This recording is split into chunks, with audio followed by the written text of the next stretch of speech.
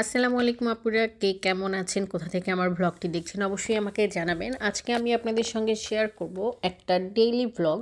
সেটা হচ্ছে আসলে ঘুমানোর আগে আমাদের রুমের অবস্থাটা কেমন থাকে সেটাই আপনাদের সঙ্গে শেয়ার করব। এই অগোছালো রুমটাকে আমি আবারও কিভাবে মানুষের থাকার যোগ্য করে তুলি সেটা নিয়ে কিন্তু থাকছে আজকের পুরো ব্লগটি।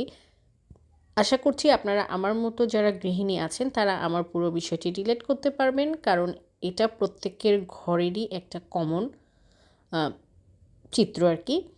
তো কথা না বাড়িয়ে কিন্তু চলুন শুরু করে দিই আজকের ভ্লগটি। তো এই হলো আমার রুমের বর্তমান অবস্থা। রাতে ঘুমানোর সময় কিন্তু রুমটা যদিও এতটা মেসি থাকে না, ঘুম থেকে উঠলে দেখা যাচ্ছে বিছানার যে নোংরার ব্যাপারটা থাকে সেটা কিন্তু থেকেই যায়। তো এই রুমটাকে আমি আজকে সুন্দর পরিপাটি কীভাবে করি সেটা আপনাদের সাথে শেয়ার করব। মশারি ছাড়া আমরা ঘুমোতে পারি না, কারণ মশার ডিস্টার্ব আমাদের একেবারেই পছন্দ না।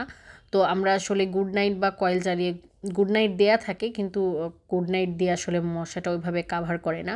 আর এই যে চাদরটা দেখতে পাচ্ছেন যেটা আমি জানালা থেকে খুললাম, আমার এই ঘরে আগে রেড কালারের পর্দা ছিল যেটা একটু মোটা থিকনেসের, আর এটা একটু পাতলা থিকনেসের হওয়াতে দেখা যাচ্ছে যে প্রচুর আলো আসে। আর আমরা ছোটোবেলা থেকেই আমার বাচ্চাগুলো অন্ধকারে ঘুমোতে অভ্যস্ত, এই জন্য ওদের একটু অসুবিধা হয়। এই জন্য আমি পর্দার উপরে এক্সট্রা কাভারেজ হিসেবে এই চাদরটা রাতে দিয়ে রাখি, যেটা কিনা রুমে একটু কম আলো আসতে সাহায্য করে। তো যাই হোক, এই কাঁথাগুলো আমি চাদরগুলো জাস্ট গুছিয়ে নিচ্ছি। নিয়ে প্রথম কাজ হচ্ছে এগুলো গুছিয়ে নেওয়া।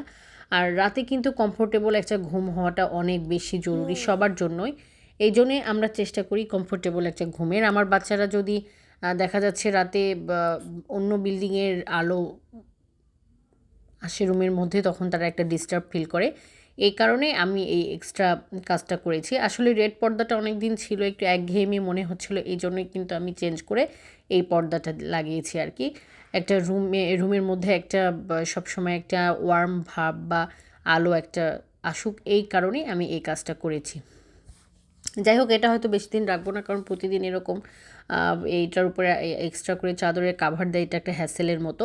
যাই হোক, আমি বিছানাটা ক্লিন করে নিয়েছি। একটা রুমের কিন্তু বিছানা ক্লিন করলেই দেখা যাচ্ছে মোস্ট অফ দ্য কাজ সেই রুমে শেষ হয়ে যায়। দেখেন এখন কত পরিপাটি লাগছে, আর একটু আগে কেমন লেগেছিল।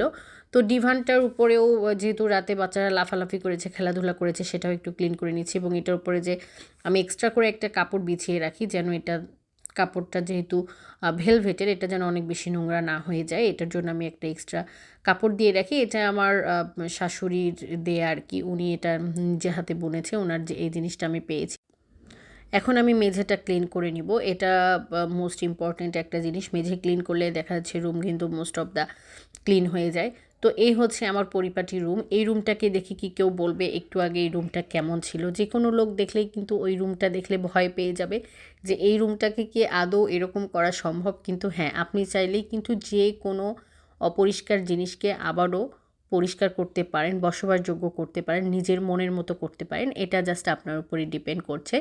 তো এই হলো আমার রুম। যখন আমি রুমটা ক্লিন করি, ক্লিন করার পরে যখন এই রুমটাতে আপনি দেখবেন, তখন কিন্তু আপনার যে মানসিক শান্তি আসবে এটা কিন্তু বলার বাহিরে। যেহেতু আমার ছোট বাচ্চা আছে, সেহেতু আমার রুমটা হরহামেশাই নোংরা হয়, কিন্তু এটাকে আমি আবার সাথে সাথে ক্লিন করে ফেলার চেষ্টা করি।